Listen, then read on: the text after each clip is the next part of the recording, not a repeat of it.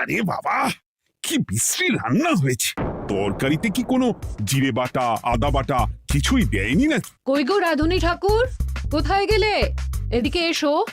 বলুন রানীমা। বলছি, তুমি তো রাজবাড়িতে দীর্ঘদিন ধরেই রান্না করছো, কিন্তু ইদানিং তোমার রান্না এত বেস্বাদ লাগছে কেন? সে তো আমি বলতে পারবো না, আমি তো আগের মতনই রান্না করি। ছোট মুখে বড় কথা বলছি, আমি কিছু বলতে চাই রানীমা। এই, তুই আবার পাকামো করতে এসছিস কেন রে? তোকে কি রানীমা ডেকেছেন নাকি? আহ, কি বলতে চাইছে শুনেই দেখি না, বলো। রানীমা, এখন আর রাধুনী ঠাকুর আগের মতো যত্ন নিয়ে রান্না করেন না। রান্নাঘরে পড়ে পড়ে ঘুমোয় আর তাড়াহুড়ো করে কোনো রকমে রান্না করে দেন। একদম বাজে কথা বলবি না। বাজে কথা না রানীমা, শিলনোড়ায় বাটতে ওনার কষ্ট হবে বলে আজকাল রাধুনী ঠাকুর শুধু জিরে ফোড়ন দিয়ে রান্না করেন। এত বেতন দিয়ে তোমাকে রাখা হয় কি এই ফাঁকিবাজির জন্যে? কি মানে ভুল হয়ে গেছে। এর যদি এই ভুল করার ইচ্ছে হয় তাহলে তল্পি তল্পা গুটিয়ে বাড়ি গিয়ে ভুল করো, মনে থাকবে? মনে থাকবে মহারাজ। কি হচ্ছে বলো তো রানী? সকালে বাগানে পায়চারি করছিলাম, দেখি মালি একটা গাছেও জল দেয়নি।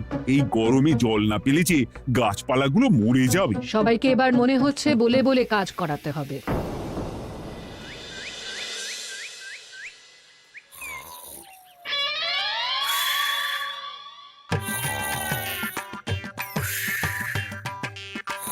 কি গো, কদিন ধরে তো তুমি শুধু খাচ্ছ আর ঘুমোচ্ছ।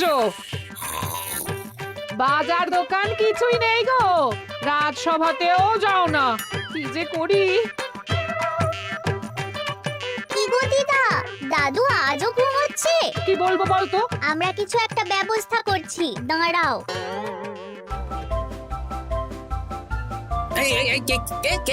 ওঠো দাদু, আর কত ঘুমে? কুড়েমির একটা সীমা থাকে।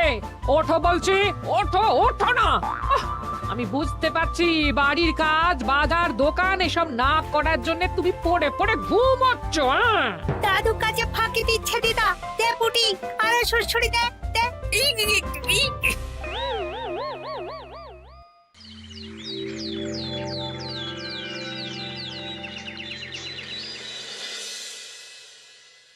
মহারাজের শরীর খারাপ না মন খারাপ? মহারাজ এরকম চুপ করে ঘুম মেরে থাকলে তো রাজপাট সব উঠে যাবে। কিছুই বুঝতে পারছি না। মহারাজ আছেন চুপটি করে, নেই যে মুখে শব্দ। ফাঁকি দিলে এবার তাকে করব আমি জব্দ। অনেক শুয়েছি, আর নয়। মহারাজ, কে ফাঁকি দিচ্ছে? আমি তো ফাঁকি দিই না। পণ্ডিত, তুমি দিচ্ছ নাকি ফাঁকি? না না, বৈদ্য। আমি ফাঁকি দিলে সবাই ওই রোগে ভুগে মরে যাবে। আমি তো রোজ সময়ই রাজসভায় আসি, তাহলে আমি বলছি আসল কারণ। রাজবাড়ির রাধুনী ফাঁকি দিচ্ছে, আর 3 দিন ধরে রাজসভায় গোপাল বেপাত্তা। হ্যাঁ, এই গোপাল বেটাই আসল ফাঁকিবাজ। ওকে বরখাস্ত করে দিন। গোপালকে যদি বরখাস্ত করা হয় তাহলে বিপদে আপদে মহারাজের পাশে দাঁড়াবে কে? অসময় মহারাজ বুদ্ধি পাবেন কার কাছে? এই সুযোগ, এই সময় গোপালকে মহারাজের চক্ষুশূল করতে হবে, তাহলে আমি একেবারে জেঁকে বসতে পারবো। মহারাজ, গোপাল ঠিক কতটা ফাঁকিবাজ হয়ে উঠেছে তার কোনো ইয়ত্তা নেই। হ্যাঁ, বলুন তো। বেটা গোপাল কোনোদিন সঠিক সময়ে রাজসভায় আসে না। কোনো দিন তো আসেই না, যেমন আজকেও আসেনি। আর না এলে মহারাজকেও কারণটা জানায় না। আপনাকে সম্মান করা তো দূরের কথা, কোনো ভ্রুক্ষেপই করে না। এটা কিছুটা হলেও মন্ত্রী মশাই ঠিক কথা বলছেন। হ্যাঁ, এ তো একদম সঠিক কথা। ঠিক বলেছ। প্রহরী, প্রহরী, বলুন মহারাজ। তুমি আরেকজনকে সাথে নিয়ে এক্ষুনি গোপালকে তুলে নিয়ে এসো। আচ্ছা মহারাজ। বলি, তুমি আজকেও রাজসভায় কামাই করবে? অর্ধেক দিন কামাই করলে বেতন কাটা যাবে গো। গিন্নিমা, গোপালকে মহারাজ ডাকলেন। ওই দেখো, রাজবাড়ি থেকে প্রহরীও ডাকতে এসেছে। ওহ, মহারাজের আদেশ না শুনলে তোমাকে তুলে নিয়ে যেতে বাধ্য হব। আরে দাঁড়িয়ে দেখছিস কি? তুলে নিয়ে চল। ঠিক বলেছিস, তুই হাত ধর আর আমি পা ধরি। আমরা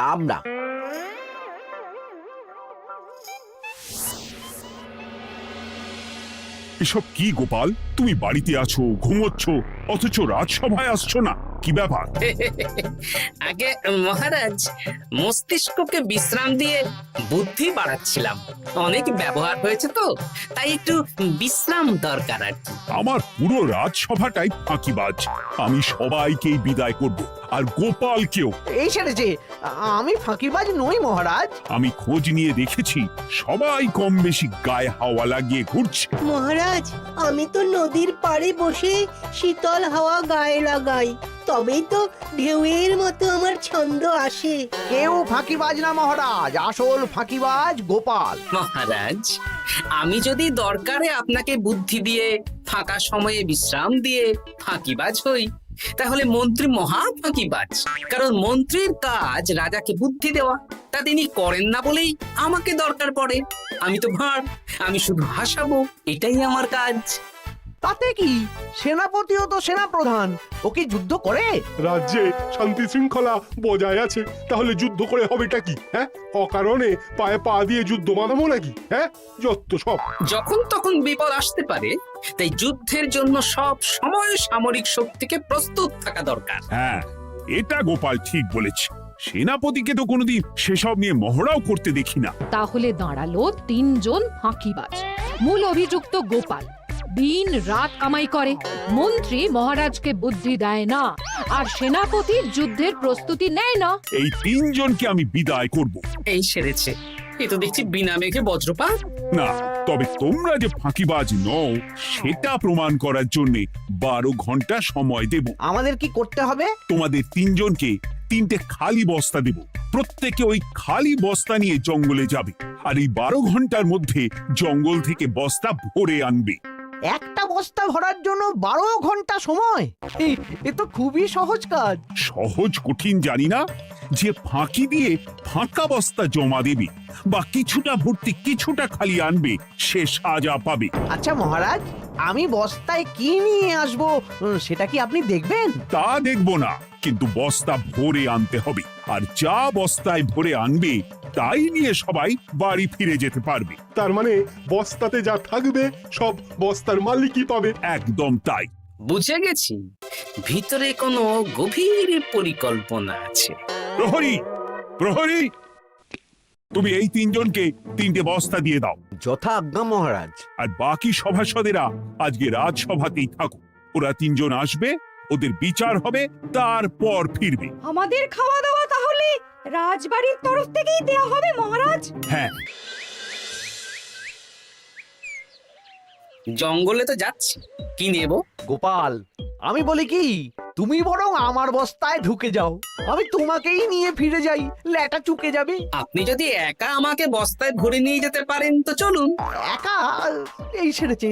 দাঁড়ান, আমি আপনার কাঁধে চড়ে দেখি আপনি আমাকে বইতে পারবেন কি পারবেন না। না না, মুখ ফসকে বলে ফেলেছি, মাথা খারাপ নাকি? তাহলে নিজের মতন থাকুন।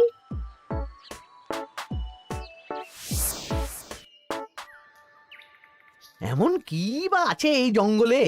আমার কাজে লাগার মতন তো কিছুই দেখতে পাচ্ছি না। ওই তো ওই দিকটা একটু ছায়া আছে বেশ, ওই গাছের নিচে গিয়ে বিশ্রাম নিই। সেনাপতি, অত চিন্তা ভাবনা করার কিছুই নেই। মহারাজ তো আর দেখবেন না আমরা বস্তায় কি ভরে নিয়ে যাব।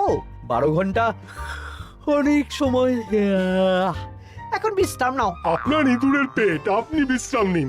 দেখি জঙ্গলে থেকে কিছু ফল পেড়ে আগে খাই, তারপর না হয় ওই বস্তাটা ওই ফলমূলের খোসা আর মাটিতে পড়ে থাকা পাতা দিয়ে ভরিয়ে মহারাজের কাছে নিয়ে যাব। হ্যাঁ, বস্তা যখন বাড়ি নিয়েই যেতে পারবো, তাহলে বনের সব থেকে ভালো ভালো ফলগুলো আগে ভরে নি।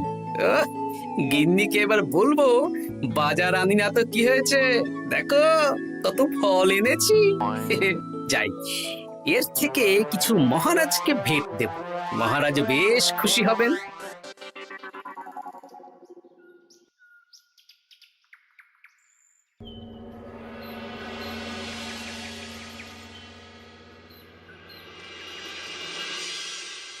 উফ, এই এত বড় জ্বালার মতো পেটখানা নিয়ে এই পেল্লাই গাছে উঠবো কি করে?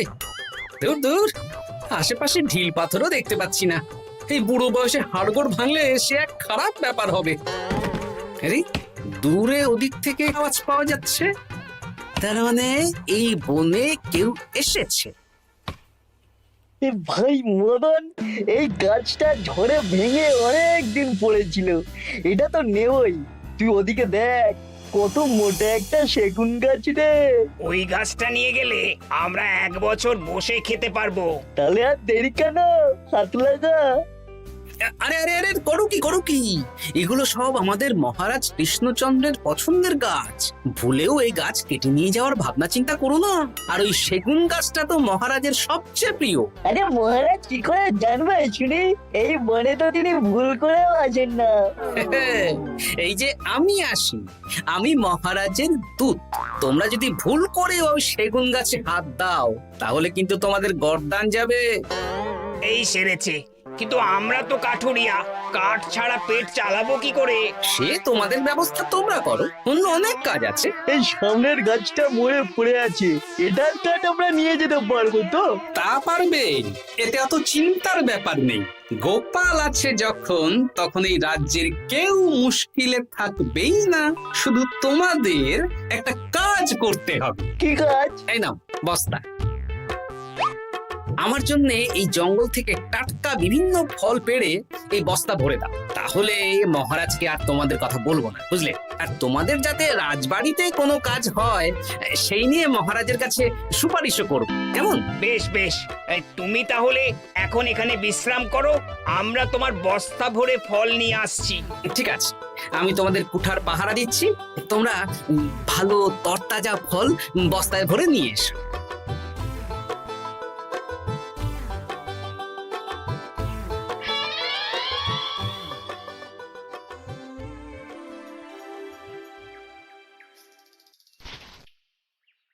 ব্যাস ব্যাস ব্যাস, আমার বস্তায় পাতা ভরা হয়ে গেল।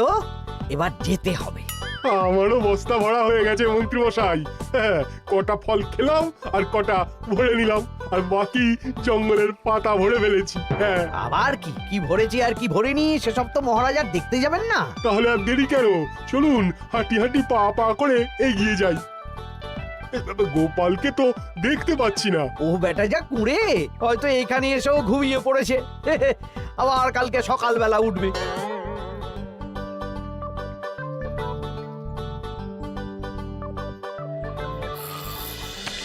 এই যে ভাইয়া, এই যে। হ্যাঁ, কে কে? আমরা। ও বলো, বস্তা ভরে এনেছো? হ্যাঁ, ভরে এনেছি। তাহলে চলো রাজসভায় যাই, তোমাদের একেবারে মহারাজের সাথে পরিচয়ও করিয়ে দেবো, কাজের ব্যাপারেও বলবো। চলুন। চলো চলো চলো।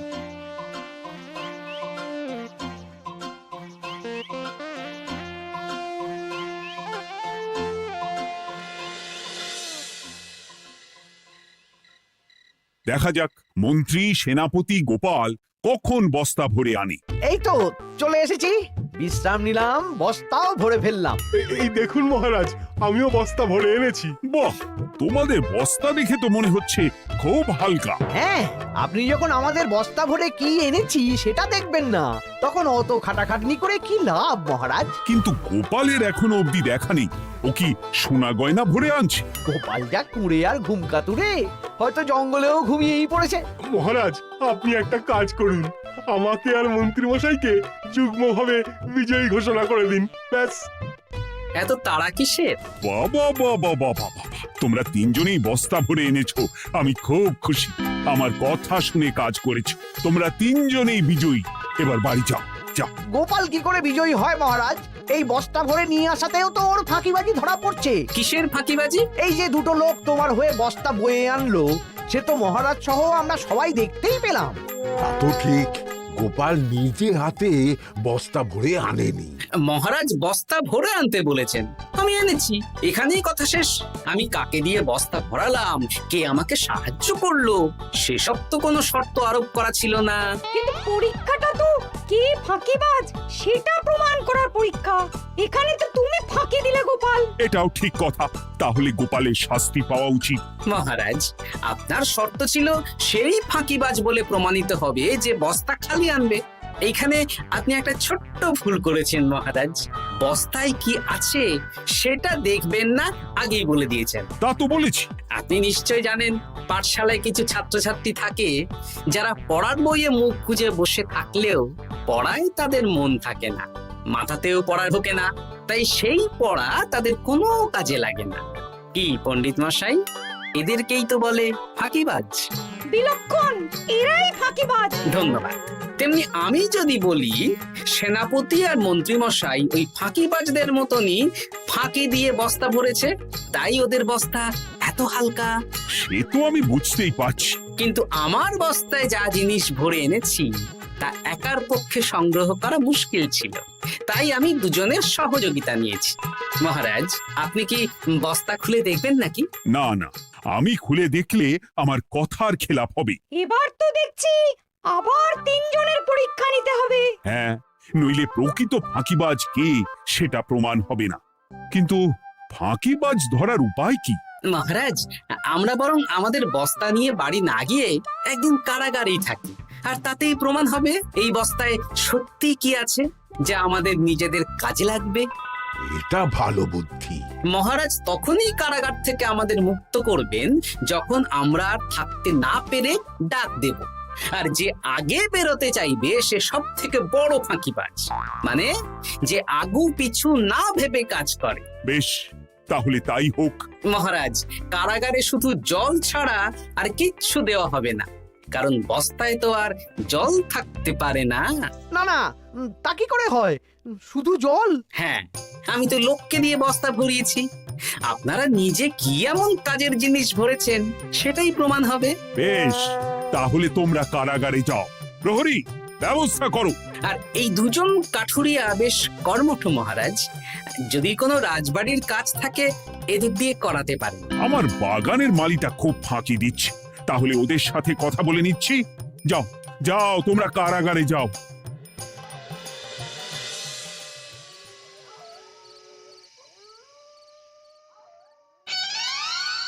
ওরে বাবা রে, কি খিদে খিদে পাচ্ছে রে। দেখি বস্তায় কি আছে দেখি।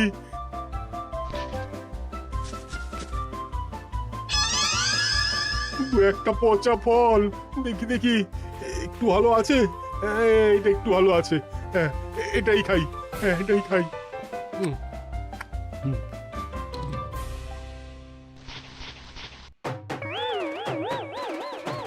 আমি তো শুধু পাতা ভরেছি, কি সেরেছি? আমাকে কি জল খেয়েই কাটাতে হবে? এবার আমি দেখি। টাটকা ফল আর জল, আমার কাছে যা ফল আছে এগুলো খেয়ে আরাম করে 5-6 দিন কেটে যাবে। ও গোপাল, আমাকেও কটা ফল দাও না গো। ও গোপাল, আপনি এখান থেকে উঠুন, অন্য বাগানে ফুল হয়ে ফুটুন। ফল খাবেন? এখন কর্মফল ভোগ করুন। ওরে বাবা, জল খেয়ে আর কতক্ষণ কাটাবো?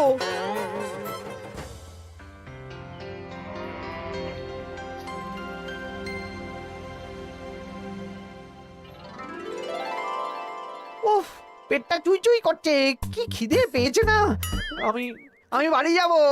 আপনি বাড়ি যাবেন? তাহলে বেরিয়ে আসুন, বেরিয়ে আসুন। বেটা গোপাল কায়দা করে এমন শর্ত দিতে বলল, পুরো ফেঁসে গেলাম। আমারও তো খাওয়ার মতন তেমন কিছু নেই, আমিও এখানে থাকবো না। আমি এখানেই আছি, ফল খাবো, জল খাবো, আর প্রকৃতির ডাক এলে একটু বাইরে যাব।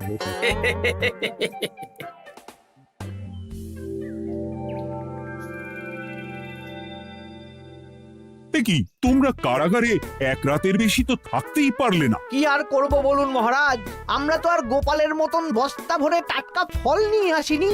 বেটা গোপাল আমাদের দেখিয়ে দেখিয়ে ফল খাচ্ছিল, ওতে আমাদের খিদে আরো বেড়ে যাচ্ছিল। তাহলে এরা দুজনে তো হার মেনে নিল। গোপাল কি করছে? গোপাল খাচ্ছে আর ঘুমোচ্ছে। ওকেও নিয়ে এসো। আচ্ছা মহারাজ। একই মহারাজ, আমার তো এখনো বাইরে আসার ইচ্ছে হয়নি। কি আর করা যাবে, ওরা হার মেনে নিয়েছে, তার মানে তুমি জয়ী হয়ে গেলে গোপাল। আমার বস্তায় ভরে অনেক ফল এনেছিলাম, এখনো অনেক আছে। আপনি তাহলে বাকি ফলগুলো নিয়ে নিন। তাহলে তো এটাই প্রমাণ হলো গোপাল কাজের সময় ফাঁকিবাজি দেয় না, শুধু বুদ্ধি বাড়ানোর জন্য একটু বেশি ঘুমোয়। এই নাও গোপাল, তোমার উপহার। মহারাজ, আমি সময়ের কাজ সময়ে করি আর বাকি সময় একটু ঘুমাই। আমার এখন ঘুম দরকার মহারাজ, কাল থেকে অনেক ধকল গেল যে। বেশ, তোমাকে ঘুমানোর জন্য 1 সপ্তাহ ছুটি দেওয়া হলো। ধন্যবাদ মহারাজ। কি সেনাপতি আর মন্ত্রী মশাই, এবার বুঝলেন তো ফাঁকি দিলেই ফাঁকে পড়তে হয়, তাই কাজ করলে ভেবে চিন্তে করুন। চলি।